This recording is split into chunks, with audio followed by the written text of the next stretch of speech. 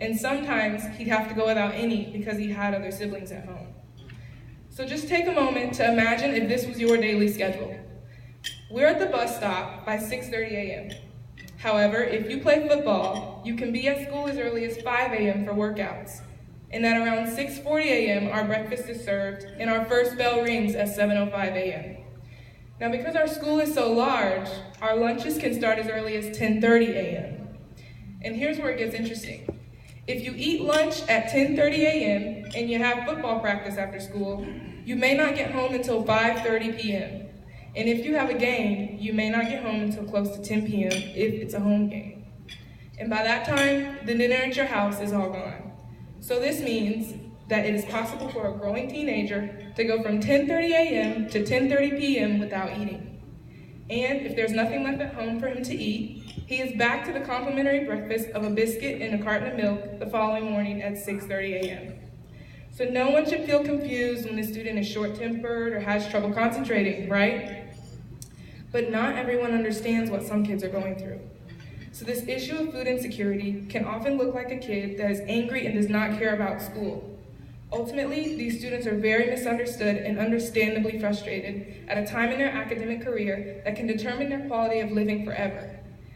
Because if the frustration peaks and they drop out of school, that becomes a whole total game changer and can likely cause a cycle of food insecurity for another generation. So after hearing the student's story, I immediately gave him my breakfast. But for the rest of the day, I couldn't stop thinking about what had just happened. So the only thing that I could think about was how I could make sure that he never had to tell anybody else that story ever again. I also started thinking about the fact that there were likely many other students in the school who were living under the same circumstances.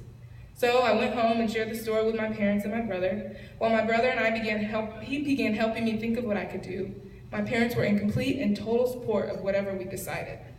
We knew that we wanted students to be able to get food, but we also knew that if we expected the very image-conscious teens to take advantage of the opportunity, it would need to be done in a very confidential manner.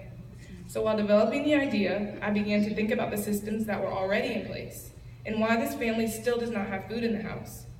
Well, the local food banks close at 2 p.m. on some days.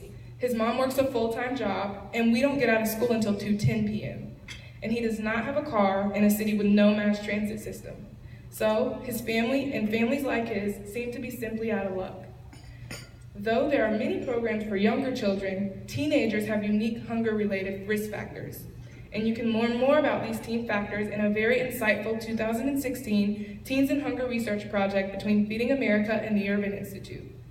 These unique factors are why we created the Community Assistance and Resource, or the Care Closet, because it seemed like the perfect solution for high school students who live in food insecure situations. Care closets are described as 100% confidential food pantries stocked with non-perishable food items that high school students can easily place in their backpacks at the end of the day. High school students are often given the responsibility of taking care of their younger siblings while their parents are at work, so we made the decision to provide them with the on-site access of the food products to help their families with a basic need. We did not want them to feel like they needed to quit school or work a full-time job or engage in risky behaviors just to help their families get food that they need. So after my brother and I finalized the idea, I went and shared it with the only person that I thought would listen, my geometry teacher, Coach Hannick. I knew for a fact that Coach Hannick loves all of us and would be excited to help me implement a plan that I thought would help. After listening, he immediately took me to an assistant principal who quickly scheduled a meeting for me to pitch my idea in front of all 11 of my school's assistant principals. Now, I had never been to the principal's office for any reason up until that point. So the thought of standing in front of all 11 of them at one time made me beyond nervous. But my desire to help my classmates outweighed my anxiety, and I shared our idea with them. Within minutes, I was given the permission to begin rolling out our very first care closet at Peachtree Ridge High School in Gwinnett County.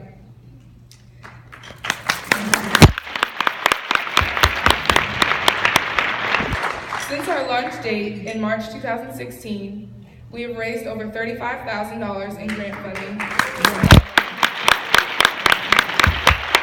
And through donations, including a $2,500 grant from Ann Taylor, a $5,000 grant from State Farm Insurance, and the grand prize of $25,000 from the United Way Spark Prize competition. We have expanded the program into 5 high schools in Gwinnett County and are now expanding nationally as we currently have care closets in high schools in Alabama, West Virginia, and New Jersey.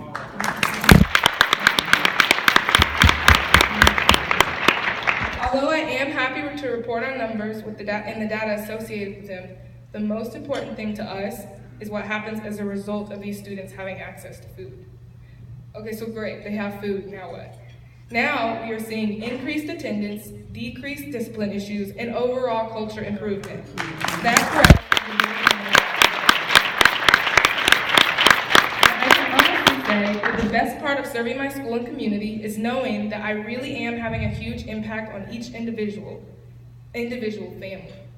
After finding a small note in one of my donation boxes, I knew that I should never stop doing what I'm doing, which is continuing to change the lives of the people around me. I recently came across a quote from Mrs. Michelle Obama as she reflected on what caring for the White House garden meant to her and her staff. She said, "This garden has taught us that if we have the courage to plant a seed, just be brave enough to plant it, then take care of it, water it, tend to it, invite friends to help us take care of it, weather the storms that inevitably come. If we have the courage to do that, we never know what might grow." And so I can honestly say that I can totally relate to her experience, and her words of wisdom have inspired me to work even harder. And it's taken a lot of courage and hard work, a lot of time and commitment from my friends, family, and classmates, and a ton of support from our community to make Care Closet a success. And for that, I truly am thankful to God.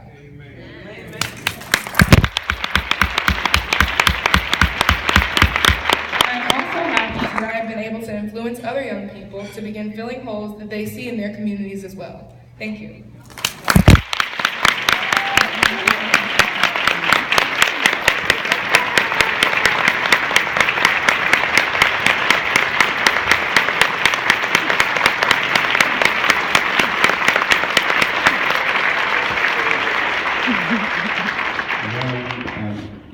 We are so proud of you, the work that you're doing.